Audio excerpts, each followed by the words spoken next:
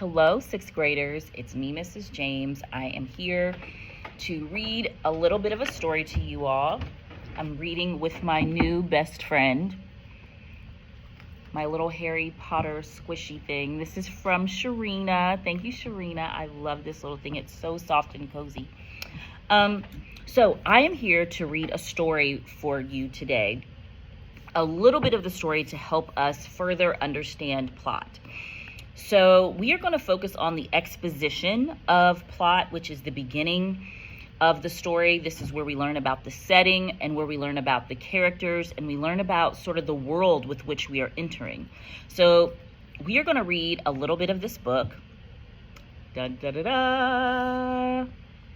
The Wild Robot.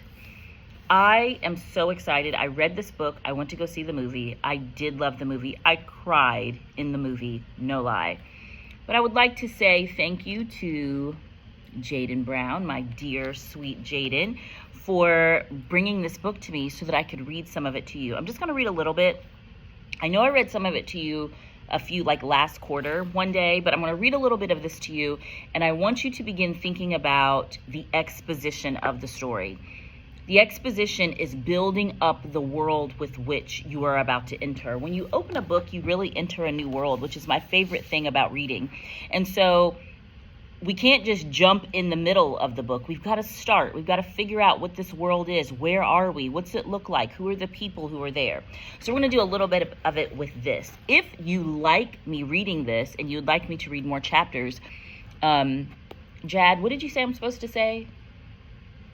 Like and subscribe or comment below. I don't know what that means, but do that if you want me to finish reading more chapters of this, and maybe I can read like more chapters and you can listen to it and see if you like it. All right, let's get started. I've yapped long enough. All right.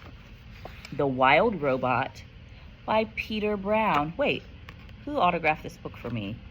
Jaden Brown. Jaden, is this your cousin? Peter Brown? Let's find out. All right, chapter 1, the ocean. Our story begins on the ocean with wind and rain and thunder and lightning and waves. A hurricane roared and raged through the night. And in the middle of the chaos, a cargo ship was sinking down, down, down to the ocean floor. The ship left hundreds of crates floating on the surface. But as the hurricane thrashed and swirled and knocked them around, the crates also began sinking into the depths. One after another, they were swallowed up by the waves until only 5 crates remained. By morning, the hurricane was gone. There were no clouds, no ships, no land in sight. There was only calm water and clear skies, and those 5 crates lazily bobbing along an ocean current. Days passed, and then a smudge of green appeared on the horizon. As the crates drifted closer, the soft green shapes slowly sharpened into the hard edges of a wild, rocky island. The first crate rode to shore on a tumbling, rumbling wave and then crashed against the rocks with such force that the whole thing burst apart. Now, reader, what I haven't mentioned is that tightly packed inside each crate was a brand new robot. The cargo ship had been transporting hundreds of them before it was swept up in the storm. Now only 5 robots were left. Actually, only 4 were left, because when that first crate crashed against the rocks, the robot inside shattered to pieces. The same thing happened to the next crate. It crashed against the rocks, and robot parts flew everywhere. And it happened to the next crate and the next. Robot limbs and torsos were flung onto ledges. A robot head splashed into a tide pool. A robot foot skittered into the waves. And then came the last crate. It followed the same path as the others, but instead of crashing against the rocks, it sloshed against the remains of the first 4 crates.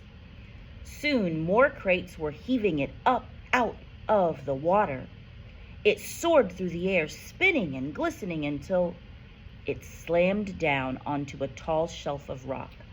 The crate was cracked and crumpled, but the robot inside was safe. See that? There's the crate that floated or kind of got to the top. All right, so then we've got chapter 2, the otters. Now, let's talk about chapter 1. How was the world built? We've learned that we had characters, which is the robot. We've learned about the setting, that it is by the ocean. And so we're learning all about the story. So that is the exposition. I am going to read the otters, and then I'm going to stop, and then you comment below or comment somewhere and tell me if you want me to read more. Okay? All right, chapter 2, the otters. How cute are they? Can you see that? The island's northern shore had become something of a robot grave site. Scattered across the rocks were the broken bodies of 4 dead robots. They sparkled in the early morning light, and their sparkles caught the attention of some very curious creatures. A gang of sea otters was romping through the shallows when one of them noticed the sparkling objects. The otters all froze.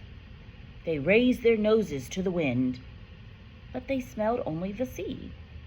So they cautiously crept over the rocks to take a closer look.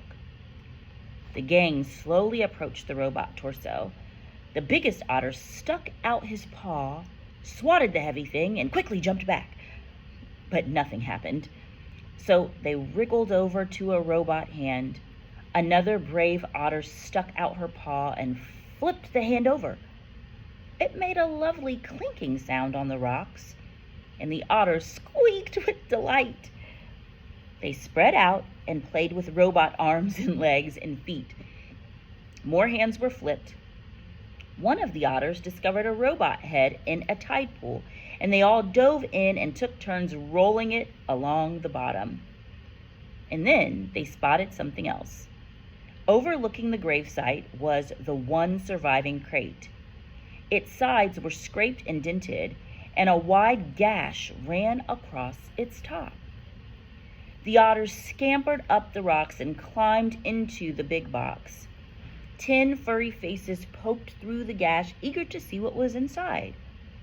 What they saw was another brand new robot. But this robot was different from all the others. It was still in one piece, and it was surrounded by spongy packing foam. The otters reached through the gash and tore at the foam. It was so soft and squishy, like this. They squeaked as they snatched at the fluffy stuff. Shreds of it floated away on the sea breeze, and in all the excitement, one of their paws accidentally slapped an important little button on the back of the robot's head. Click. It took a while for the otters to realize that something was happening inside the crate. But a moment later, they heard it. A low, whirring sound. Everyone stopped and stared, and then the robot opened her eyes. Wait, let me just read one more page. One more page, because we gotta see what this robot is talking about. Chapter 3, the robot. The robot's computer brain booted up. Her programs began coming online, and then, still packed in her crate, she automatically started to speak.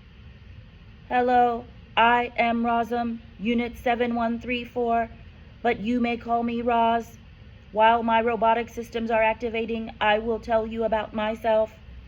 Once fully activated, I will be able to move and communicate and learn. Simply give me a task and I will complete it. Over time, I will find better ways of completing my tasks. I will become a better robot. When I am not needed, I will stay out of the way and keep myself in good working order. Thank you for your time. I am now fully activated. Okay, let's stop there. All right. Bye.